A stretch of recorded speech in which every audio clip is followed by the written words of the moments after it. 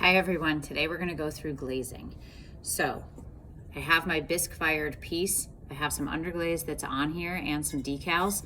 You may not have any of those things on your piece, but you just need to make sure that when you get your piece off of the bisque shelf in the kiln room, you need to use a clean, damp sponge and brush it off. You have no idea what happened inside the kiln when it was firing. You might have some dust, there might have been an explosion, you never know. All of the following equipment that I'm going to go through is located behind the glaze sink, and it's all labeled. So damp sponge, don't trust that your neighbor has cleaned it out, so make sure you clean it and make sure that it's flexible and pliable but not sopping wet, and brush off your piece.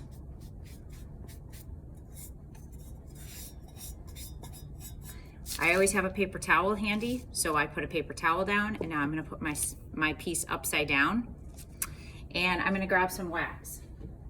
So this is on the glazing table, and there's two different kinds of wax. There's this green wax, and then there's white wax. The white wax works just fine for the bottom of your vessel. The green wax is really for layering glaze on top of glaze. So let's say on this piece, I wanted to see this underglaze design through it, but I wanted the rest of it to change to a different color. I could glaze all of this clear, and I could paint on green wax on top of the clear glaze that's in this area here, let it dry, and then I could glaze my whole vessel a different color. The green wax will resist the top coat of glaze, and then you just use a damp sponge and brush away so that you can see the green wax again.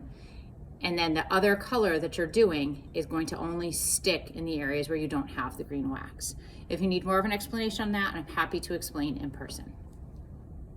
Okay, so I just need to grab a paintbrush so I can apply, and I'm going to grab a wax brush. Again, they're labeled behind the sink.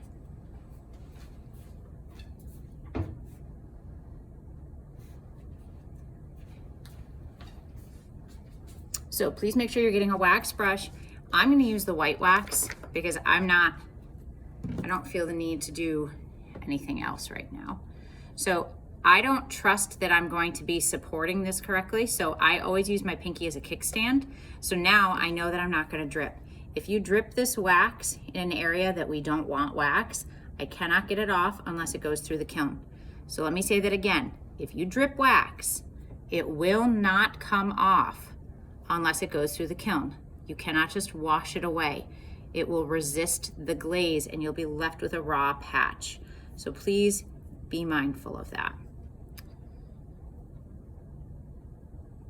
So the whole reason you bevel when you are trimming is to give your glaze a spot to pool. So you have two different approaches. So right now I only wax the very center. If you know you're going to use a drippy glaze, you need to wax all of this bevel so then the glaze can just pool here. So if that's the case, that's why you have this, so that you can be very, very careful to make a straight line. You don't want to visually distract from the beautiful piece that you made. You want to make sure that your line is clean, and it's purely just to keep the glaze off of the bottom. Now, while I'm doing this, I'm going to tell you a little bit about glaze.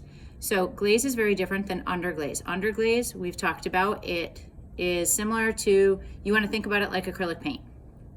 You can blend it, you can add it onto the clay when it's raw clay, so you can trim still through it. It can go top, bottom, inside, outside. So if you don't like the color of this clay, you can underglaze it before you wax, okay? Glaze is a different story. Glaze has a component. So glaze is crushed up raw chemistry. So it's raw elements from the periodic table. So the things that you would learn in chemistry. So portions of different raw elements crushed up and pulverized in powder form, mixed with other raw elements, diluted with water, with a little element of frit. Frit is crushed glass, and that's what makes it flow, put under extreme heat. I fire at about 2,300 degrees. So that's what makes the glass component, that frit, flow. And it also seals your whole vessel so that it's food safe. I only buy things that are food safe. So this vessel here has some crystals in it. It's a crystalline glaze, and as it flows, it covers everything. It's a very opaque glaze. So if I did this over my underglaze here, I wouldn't see through it. So you want to be mindful of the glaze body itself, the opacity, and the color. The other thing you want to think about is the surface quality. This one is quite shiny. So I have a lot of shiny glazes. The other thing I have, hold on.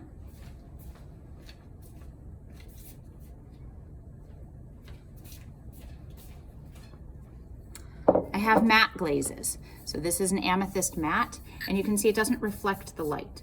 So all of these test bowls were created and glazed in the same way. So they were waxed on the bottom, and we used tongs. They were held with the tongs and dipped into the glaze bucket, and you dip in 2 seconds or less. 1, 1,000, 2. And then it was held upside down to drip off, and then it was set onto its base to finish the drying process.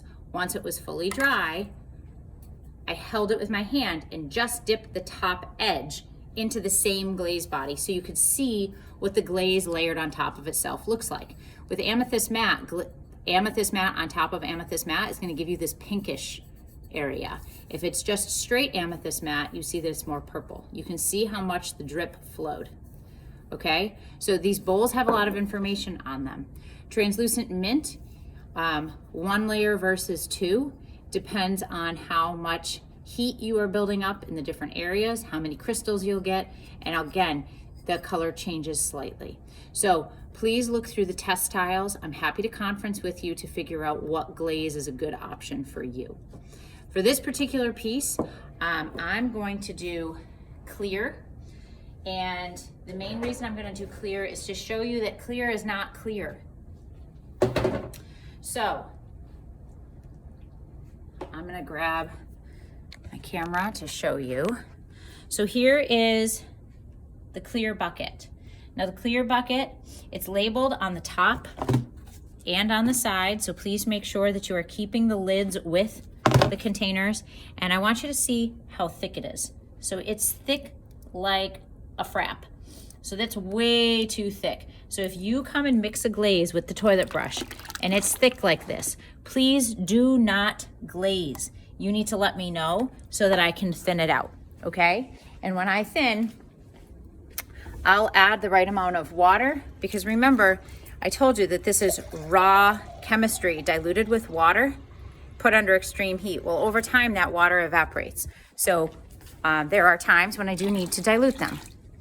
The other thing I'll tell you is the color you see is not the color you get, which is different than underglaze.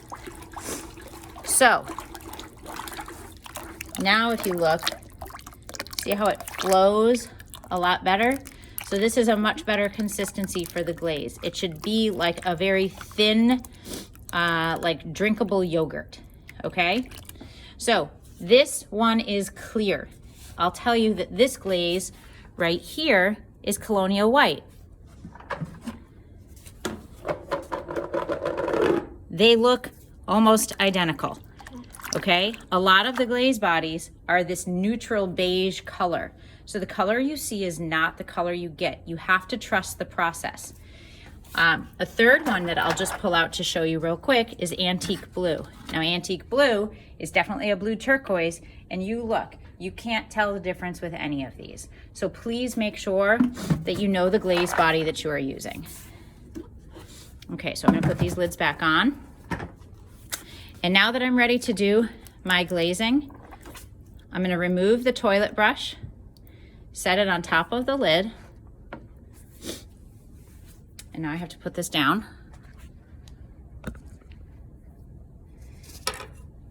I'm going to use my glazing tongs.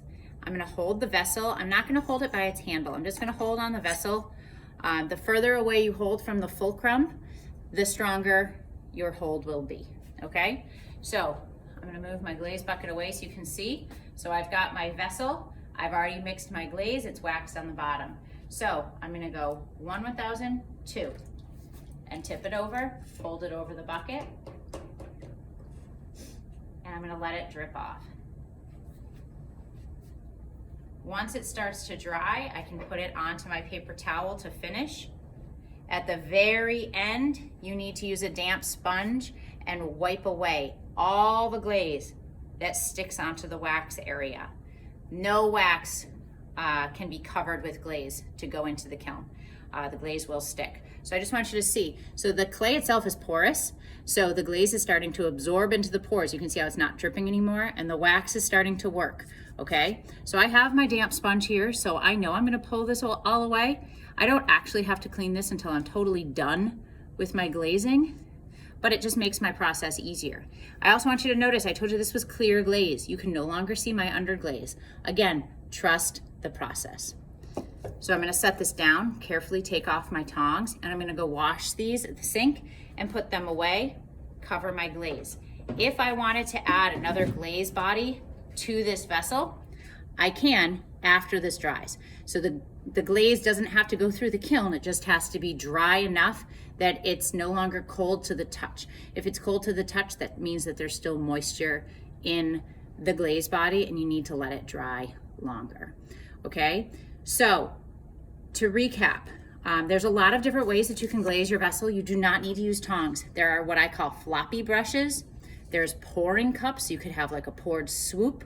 You can use sponges. I have some sea sponges that you can add on. So there's a lot of different things that you can do. Be creative and take a risk. The best way for you to find your creativity and to find your inspiration is to just trust yourself.